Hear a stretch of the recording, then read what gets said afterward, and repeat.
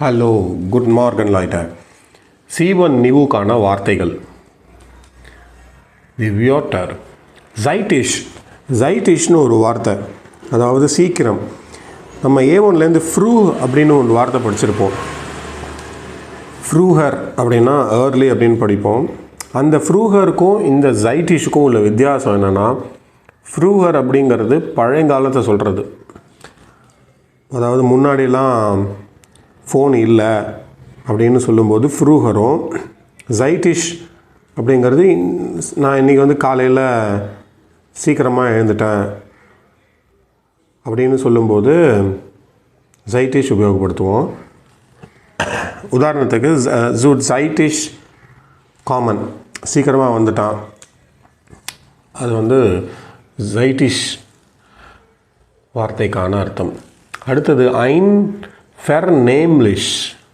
ஏற்கனவே இந்த ஃபெரில் நிறையா வார்த்தை பார்த்துருப்போம். அதாவது ஃபெர்ஸ்டாண்டன்,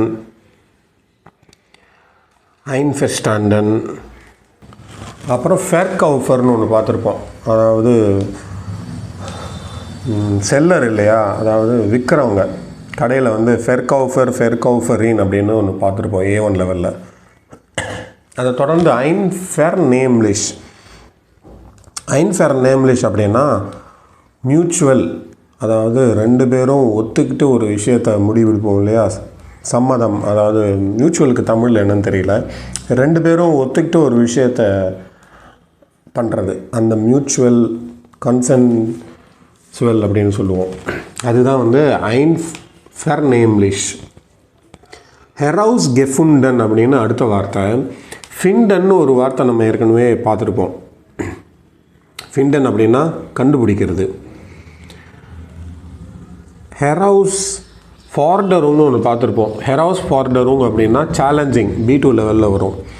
இப்போது ஹெரவுஸ் கெஃபுண்டன் அப்படின்னா ஒரு விஷயத்தை கண்டுபிடிக்கிறது. உதாரணத்துக்கு தமிழில் சொல்ல, இங்கே ஒரு சாவி இருக்கா, இப்போது மேலே சாவி இருக்குது, அந்த மேலே இருக்கிற சாவி எங்கேன்னு நான் கண்டுபிடிக்கணும், நான் தேடிட்டுருக்கேன். அப்படிங்கும்போது ஃபிண்டன் அப்படின்னு சொல்லுவோம். இதுவே ஹெரவுஸ் கெஃபுண்டன் அப்படின்னா, இப்போது ஒரு கேமரா இருக்குது, இந்த கேமரா எப்படி வேலை செய்யுதுன்னு நான் கண்டுபிடிக்கணும் அப்படின்னு சொல்லுவோம் இல்லையா, அது ஹெரவுஸ் கெஃபுண்டன். ஹெரவுஸ் ஃபிண்டன் அப்படிங்கிறது அதுதான். உதாரணத்துக்கு இஷ்வில் ஹெரவுஸ் ஃபிண்டன், என் வில்லுக்கு அப்புறம் ஹெரவுஸ் ஃபிண்டன் வரும், ஏன்னா அது மொடல் வேர்ட். இஷ்வில் ஹெரவுஸ் ஃபிண்டன் வி தீஸ கேமரா ஃபுங்க்சியோனியர்ட்.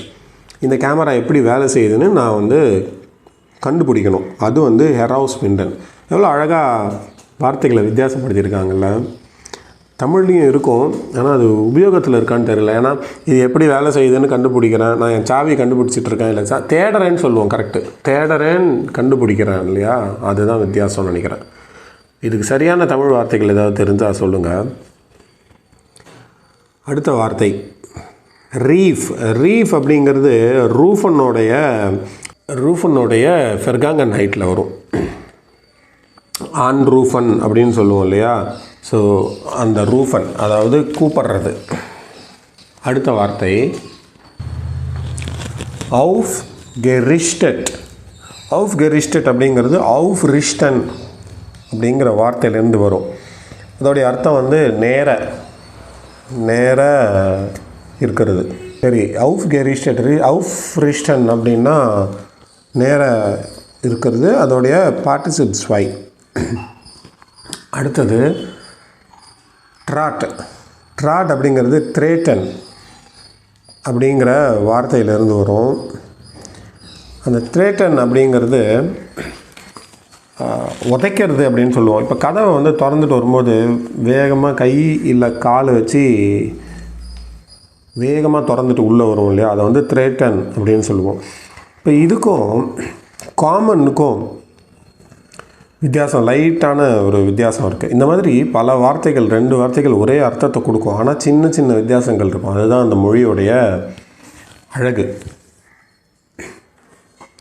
இப்போ காமன் அப்படிங்கிறது ஒரு இடத்துலேருந்து நம்ம இன்னொரு இடத்துக்கு வருது.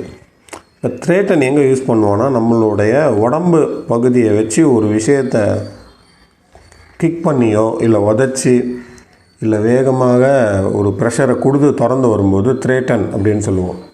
இப்போ கதவை திறந்துட்டு வரும்போது நம்ம காமன் சொல்ல மாட்டோம். ஒரு ரூம்லேருந்து இன்னொரு இடத்துக்கு போகும்போது அந்த கதவை வேகமாக திறந்துட்டு போகிறது, இல்லை கை கால் வச்சு ஒரு ஆக்ஷன் பண்ணிவிட்டு நம்ம போகிறோம் அப்படின்னா அதை வந்து த்ரேட்டன் அப்படின்னு சொல்லுவோம். அதோடைய ஃபெர்காங்கன் நைட் வந்து ட்ராட். ஓகே லைட்ட, இந்த வார்த்தைகள் இன்றைக்கி நான் புதுசாக படித்த வார்த்தைகள் உங்கள்கிட்ட அப்படியே ஷேர் பண்ணலான்னு யோசித்தேன். அப்படியே நானும் ரிவைஸ் பண்ணிக்கலான்னு. ஓகே தான். Bis nächster Video. Auf Wiedersehen. Tschüss.